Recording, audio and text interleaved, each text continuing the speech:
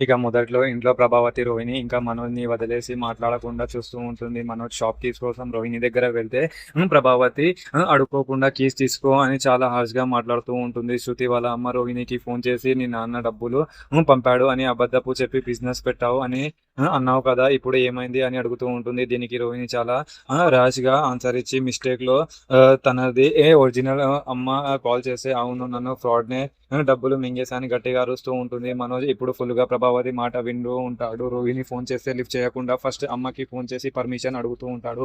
అమ్మ ఇంటికి రాకు హోటల్‌లో ఉండు అంటే మనోజ్ కూడా రోహిణితో నేను రాను వర్క్ ఉంది అని గట్టిగా చెప్పి ఫోన్ పెట్టేస్తూ ఉంటుంది. బాలు పాపం మనోజ్‌కి డిన్నర్ తీసుకొని షాప్‌లోకి వెళ్తాడు. మనోజ్ ఏమో నాకు నీ మీద నమ్మకం లేదు. రేపు షాప్‌లో షేర్ అడుగుతావేమో అని బాలుని ఇన్సల్ట్ చేస్తూ ఉంటాడు. అదే టైంలో మీనా రోహిణికి ఫుడ్ ఇస్తే రోహిణి నాకు ఇప్పుడు అవమానం జరుగుతూ ఉంటుంది అని నీకు చాలా సంతోషంగా ఉంది కదా అని మీనాని తిడుతూ ఉంటుంది. బాలు ఇంకా మీనా ఈ ఇద్దరు మరియు మనమే పిచ్చేలాం అని అనుకుంటూ ఉంటారు. మీనా ఇంకా గుడిలో ఉన్నప్పుడు శివ ఒక పెద్ద ట్రూత్ చెప్తూ ఉంటాడు. ఈ రోహిణి చాలా సార్లు గుణ దగ్గరికి వచ్చి డబ్బులు తీసుకుంది.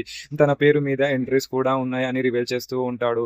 రోహిణి చాలా రిచ్ అని అందరూ అనుకుంటారు కదా కానీ గుణ లాంటి వాళ్ళు దగ్గర ఎందుకు మనీ తీసుకుంటారు అని మీనాకి అర్థం కాక టెన్షన్ లో పడుతూ ఉంటుంది. మన నెక్స్ట్ ఎపిసోడ్ లో నిజానికి ఏం అవబోతుందో అనేది చూద్దాం. Thank you.